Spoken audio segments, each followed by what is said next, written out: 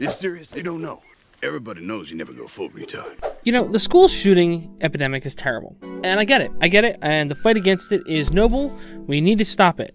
Can we please rethink our strategies a little bit? What happens every time there's a mass shooting that happens? There's always a huge debate with a whole bunch of different theories about what causes it.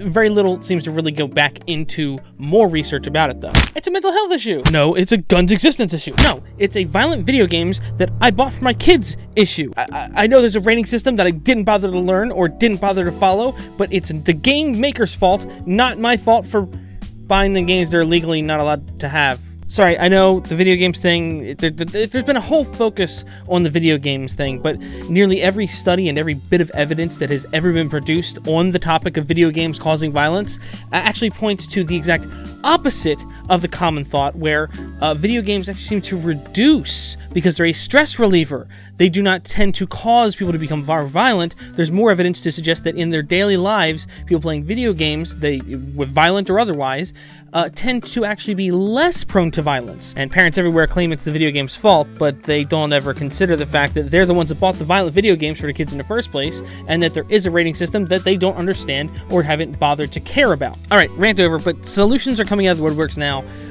Most of them are ban X type of gun or give X type of gun to teachers. There's some other ones that are a little more extreme, but one man had the courage to go beyond, to push himself to a new level. He dreamt of a school. If you hadn't read the title of this video, you would probably think that was a joke. So in Schuylkill, Pennsylvania, schools are now planning to fight guns and bullets with rocks. David Helsell, I don't know how to say that. Helsell? David Helsell is the superintendent. Wait, no, that's the Geico caveman. Oh, sorry, no, it turns out he identifies as a cave woman now. My bad, I'm sorry. Let's move on. Anyway, Davey Boy here said that the district will be leaving 5-gallon buckets full of river stones for the schools to defend themselves as a last resort in case of a school shooting. Okay, great. How are they getting to the rocks before the school shooter gets to them after he opens the door? Okay, maybe it's for the other classrooms to defend themselves? I mean, the guy enters the classroom, pops some shots, then the other classrooms form an orderly line to get their rock ration before calmly exiting the class.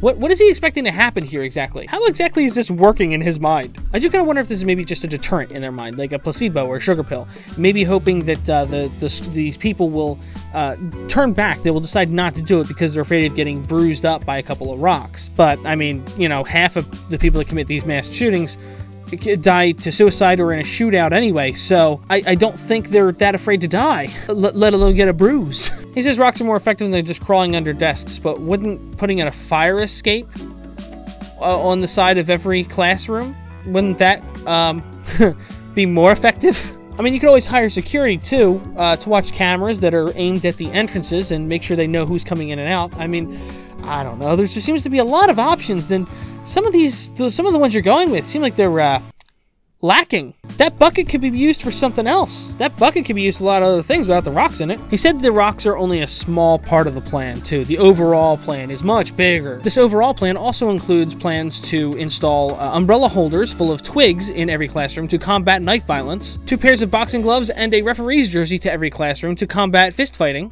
and drug use and overdoses will be down because lunch will now also include a happy hour sponsored by Bud Light. Anyway, thank you so much for watching, everybody. Hope you guys enjoyed this video. Remember to like it if you liked it, and let me know if there's something you want to hear me talk about. I'll see you guys next time. Thanks for watching.